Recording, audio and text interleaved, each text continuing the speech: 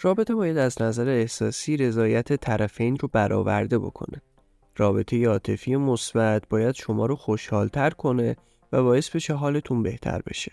با این حال اگر رابطه‌ای باعث ناراحتی شما شد، ممکنه شما درگیر یه رابطه سمی شده باشید. توی این ویدیو 5 تا نشونه مهم رابطه سمی رو بهتون میگیم. 1. عدم اعتماد.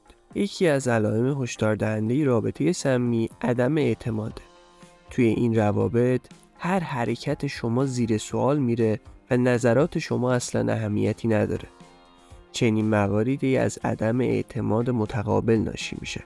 وقتی شریک زندگی شما به شما اعتماد نداره، توی تمام مسائل زندگی شما دخالت میکنه و این دخالت‌های زیاد ممکنه شما رو خسته کنه. اعتماد پایه و اساس هر رابطه سالمیه و اگه اعتماد توی رابطه شما وجود نداشته باشه، شما وارد یک رابطه سمی شدی. شماره 2. بی احترامی کردن. احترام گذاشتن به همدیگه علامت یک رابطه سالمه. با این حال توی روابط سمی متوجه میشید که همسرتون از شما بی دلیل انتقاد میکنه یا به شما توهین میکنه. روابط سمی باعث آسیب به روح و روان شما میشه و حتی ممکنه که احساس کنید برای تحقق بخشیدن به خواستهای خودتون باید تمام انرژی خودتون رو صرف کنید، ولی عملاً این تلاش ها بیفایده است. 3. عدم صداقت.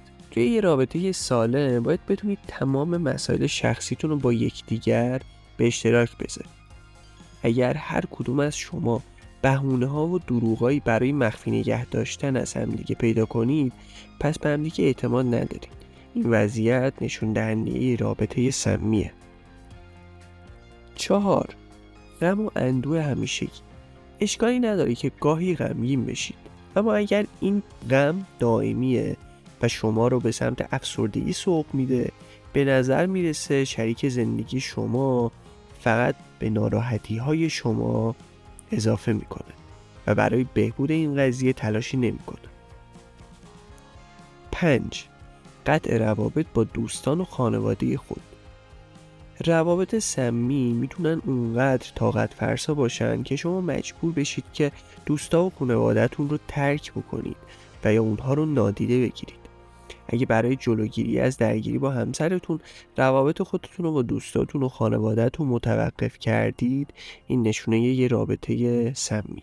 توی کامنت ها لطفاً بهمون بگین دیگه چه علامت هایی برای رابطه های سمی میشناسید که ما اشاره بهشون نکردیم.